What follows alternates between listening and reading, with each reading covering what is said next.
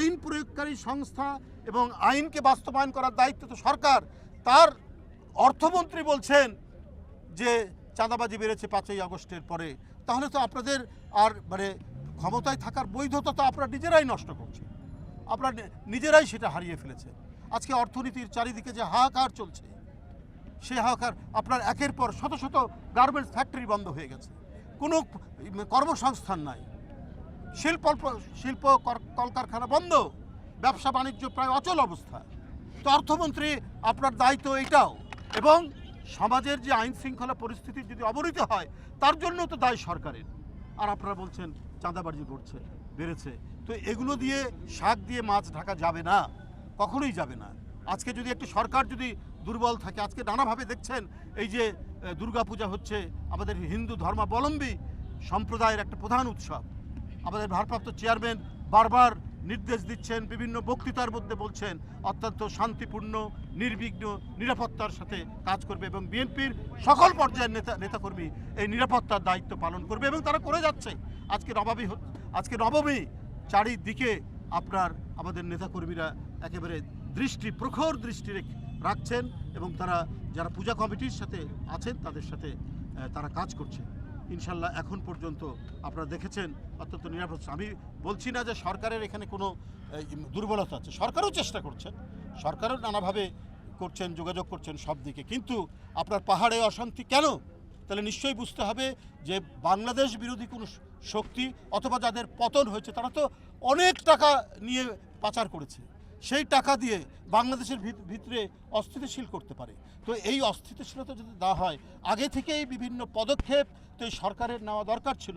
এখন তা আপনারা বলছেন পার্শ্ববর্তী একটি দেশ, তারা আমাদের এই দেশে গণতন্ত্র থাকুক না থাকুক তাদের কোনো যায় আসে, তারা সবচাইতে নিকৃষ্ট একটি ফ্যাসিবাদের পতন হয়েছে, তাকে তারা আশ্রয় দিয়েছে, এবং সেখান থেকে প্রতিনিয়ত তিনি উস্কানিমূলক কথা বলছেন। তো তারা তো কোনোদিনই আমাদের মঙ্গল চাইবে না।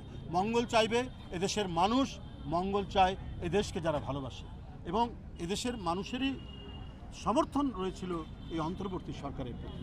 কিন্তু আপনারা নিজেদের কথাবার্তার মধ্যে একটা কুয়াশা তৈরি করছেন।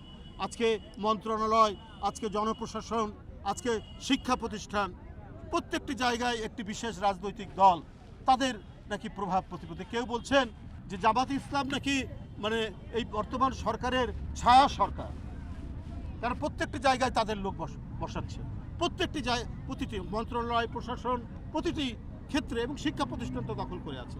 কেন এটা হবে? তারা ছায়া সরকার হয়েছে বলেই তো মানুষ মনে করে।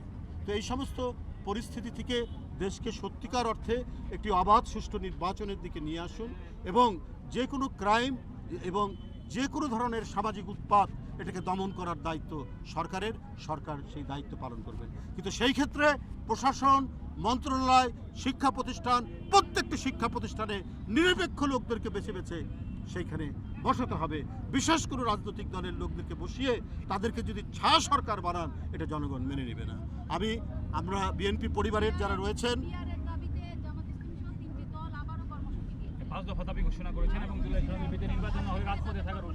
এটা আমরা আগেই বলেছি, এটা হচ্ছে একটি রাজনৈতিক স্থিতিশীলতা তৈরি করার জন্য, এবং জনমত তারা বুঝেছে, এই জনমতকে তারা ভিন্ন খাতে প্রবাহিত করার জন্য তারা এই পিআরের কথা আবার নতুন করে বলেছেন।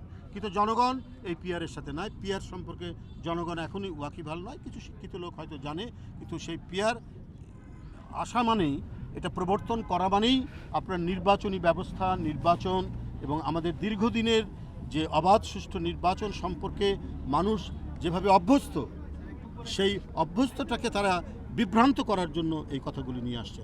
এইটা কখনোই সম্ভব নয় যে যার ভোট সে তাকেই দেবে, তার পছন্দ মতো প্রার্থীকেই দেবে। এটাই হচ্ছে আপনার চিরাচরিত ঐতিহ্যগত পদ্ধতি, এটাই হচ্ছে চিরচেনা পদ্ধতি। এদেশের তৃণমূলের জনগণ এটা সম্পর্কে জানে, এবং এটিই প্রতিষ্ঠিত থাকবে। ধন্যবাদ।